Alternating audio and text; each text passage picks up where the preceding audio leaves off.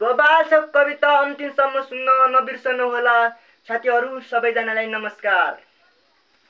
हिँड्दाखेरि ख्वाक्क ख्वाक्क बस्दाखेरि दम, ए गोर्खालीको छोरा छैन अझै कम, ए गोर्खालीको छोरा छैन अझै कम।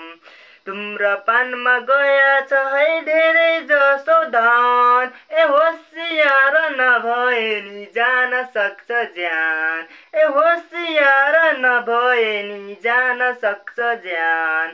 खानै मन लाग्छ भने पोस्ला खान खोज, ए धुम्रपानलाई परैबाट खोज, ए धुम्रपानलाई परैबाट खोज। हिँड्दाखेरि ख्वाक्क ख्वाक्क बस्दाखेरि दम, गोर्खालीको छोरा छैन अझै कम, गोर्खालीको छोरा छैन अझै कम। ठुला कोही नगरौँ धुम्रपानको सान, ठुला कोही नगरौँ धुम्रपानको सान। युवा कोही नगरौँ धुम्रपानको सान, ए बालबच्चाको जान्छ है धुम्रपानमा ध्यान, ए बालबच्चाको जान्छ है धुम्रपानमा ध्यान।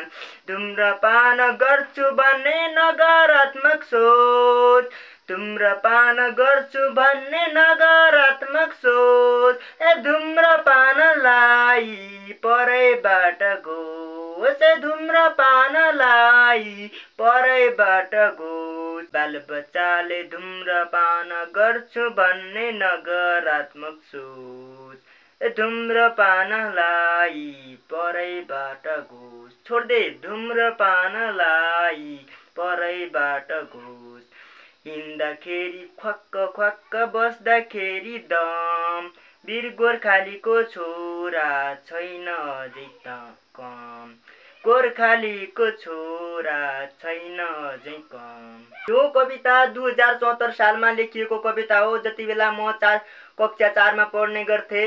यो कविता लेख्नुको मेरो खास उद्देश्य यो छ कि आफूसँगै पढिरहेका विद्यार्थी दिदीबहिनी दाजुभाइ नराम्रो कुलतमा फसिरहेका थिए। मलाई यो कविता अरूलाई सुनाउन मन त लागिरहेको थियो, तर मैले आफ्नो लजालु स्वभावले स्कुलमा कार्यक्रमहरूमा मैले भन्न सकिनँ। त्यसैगरी आफूसँग मोबाइल पनि थिएन, त्यसै सामाजिक सञ्जाल युट्युब फेसबुकमा हाल्न मैले सकिनँ। यो काफी सुरक्षित बाकसमा रहेको हुनाले मैले सजिलैसँग सामाजिक सञ्जाल फेसबुकमा पोस्ट गर्न पाएको छु। यसमा यो कविता मात्रै होइन, 14-15 कविता जम्मा लेखेको छु। मैले कक्षा 4 मा लेखिएको कविताहरू छन्।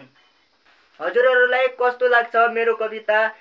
राम्रो लागे पनि नराम्रो लागे पनि साथ सपोर्ट लाइक कमेन्ट सेयर गर्न नबिर्सनु होला।